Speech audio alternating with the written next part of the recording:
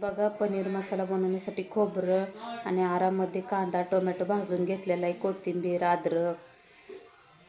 आता खोबरं लसूण कोथिंबीर टोमॅटो गरम मसाला सगळं बारीक करून घेतलेलं आहे. कढईमध्ये एक पळी तेल वतलेलं आहे, थोडंसं जिरं टाकून घेतलेलं आहे.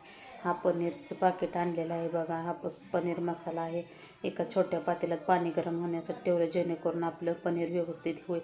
छोट्या पातेल्यामध्ये बसत नव्हतं, त्यामुळे मोठ्या पातेल्यामध्ये ठेवलं आहे बघा.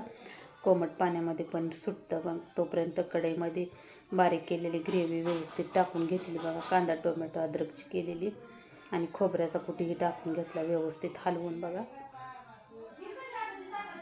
व्यवस्थित परतून घ्यायचा, जेणेकरून आपलं पनीर तोपर्यंत इकडे बघा पनीरचे तुकडे सुट्टे झाले आहेत. एका प्लेटमध्ये काढून घेतले आहेत सर्व.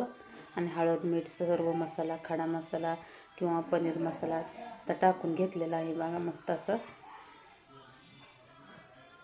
जेणेकरून आपली भाजी खूप टेस्टी आणि यम्मी बनेल.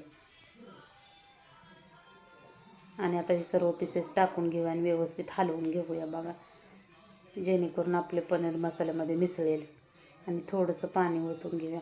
थोडं थोडं करून आपल्याला पाणी ओतायचं आहे पनीर मसाल्याला. जेवढं तुम्हाला आवश्यक आहे तेवढं पाणी ओतून घ्या. चवीनुसार मीठ आणि कूट टाकून घेतलेलं बघा. आपली पनीर मसाल्याची रेसिपी तयार आहे. तुम्हाला कशी वाटली नक्की कमेंटमध्ये सांगा. आवडला तर लाईक करा, सबस्क्राईब करा.